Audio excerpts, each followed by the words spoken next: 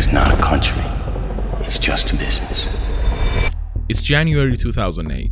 Hillary Clinton is running for presidential primaries, and if she gets elected, she will run for president on behalf of the Democrats.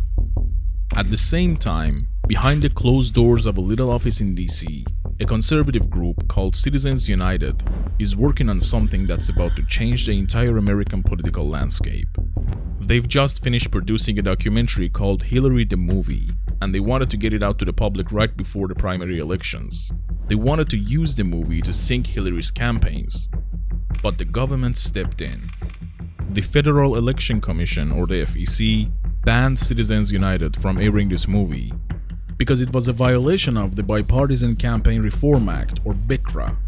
This bill prohibited non-partisan issue ads funded by soft money from corporations and labor unions in 30 days prior to a primary election, and that includes the Hillary movie.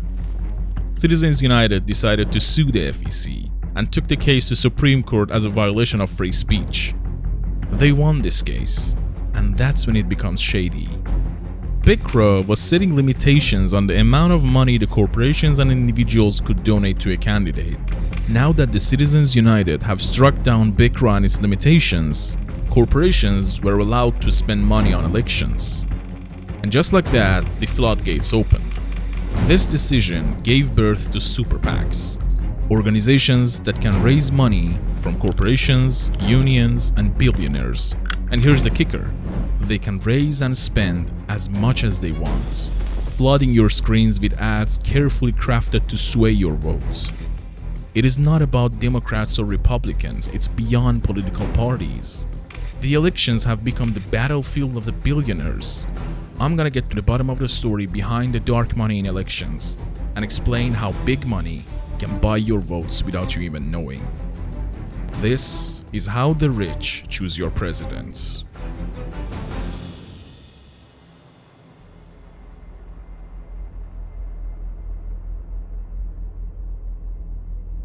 This story starts in the late 1800s, a time of explosive growth and rapid change in America. In this era, the Industrial Revolution was transforming America, creating immense wealth for a small group of people. People like the Rockefellers, Carnegies, and Vanderbilts. These powerful industrialists were controlling America's oil, steel, railroads, and anything you might think of. They were building whatever was to build, the backbone of America, and this let them build massive fortunes. And to keep their business running and expand their control, a lot of that money eventually found its way into politics. The newly rich poured money into the campaigns of politicians. It was a pretty straightforward trade-off. Take my money, win the election, then go pass laws and make decisions that help my business. The system was corrupt, but it was legal. There were no real rules, there were no limits. Take the election of 1896. William McKinley's campaign, backed by the wealthy industrialist Mark Hanna, raised the equivalent of $100 million in today's money. This was an unprecedented amount, and it secured McKinley's victory over his opponent who had much smaller budget. McKinley's win showed the world that the money could buy the presidency. Mark Hanna, the man who financed McKinley's win, famously said, "There are two things that are important in politics. The first is money, and I can't remember what the second one is." Money was buying everything. Then came the 1904 election. That year, Teddy Roosevelt was running for re-election. It was later revealed that his campaign has taken massive donations from corporate giants like the railroad and oil companies. And when the word was out, the people were not happy about it. Roosevelt himself, sensing the tide turning, called for change. He even went on record saying that all contributions by corporations to any political committee or for any political purpose should be forbidden by law.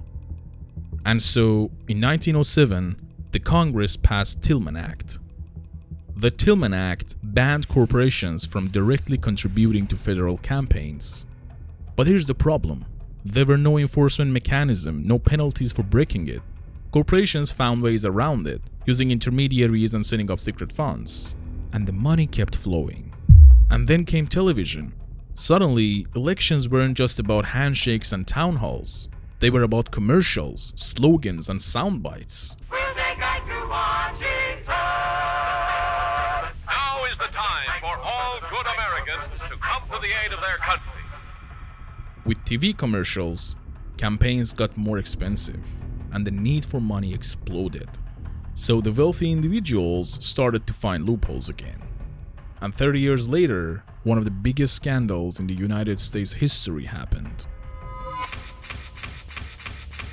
Because people have got to know whether or not their president's a crook. Well, I'm not a crook.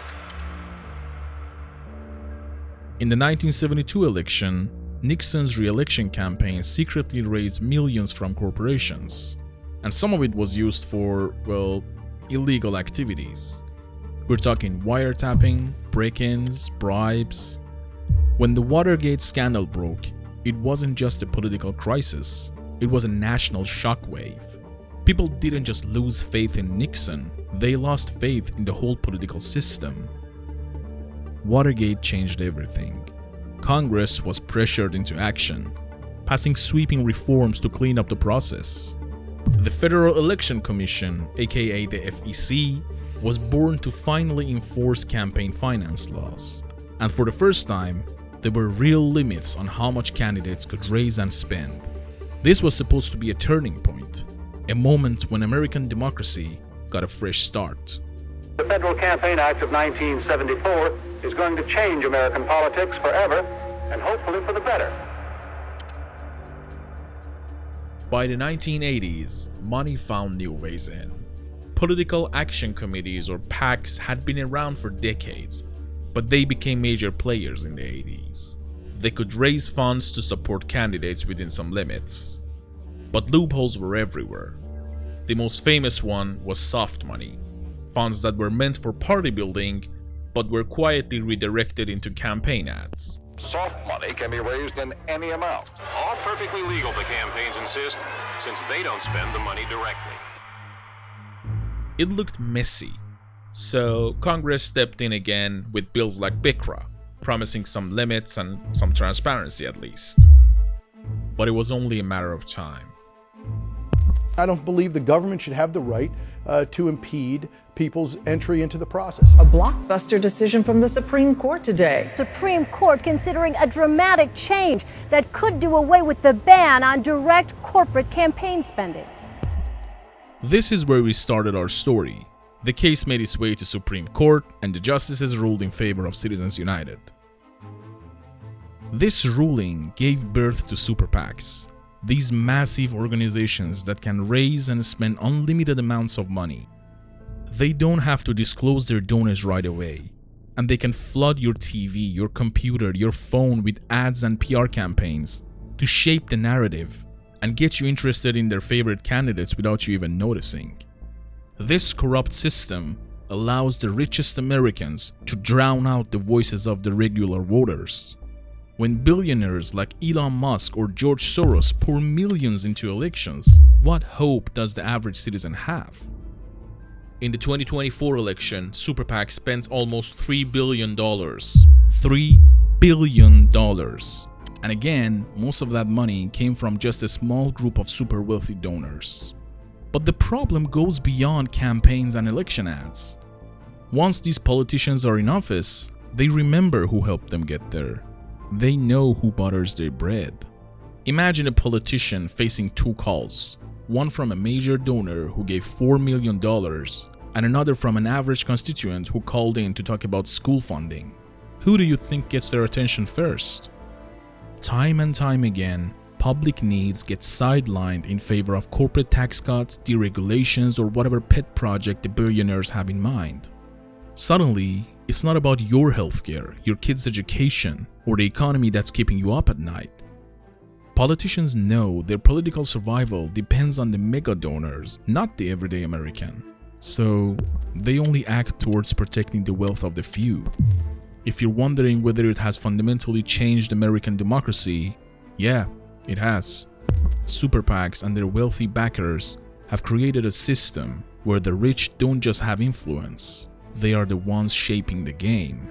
And while the rules technically say that everyone's vote is equal, in practice, it feels like the wealthy are pulling the strings from behind the curtain.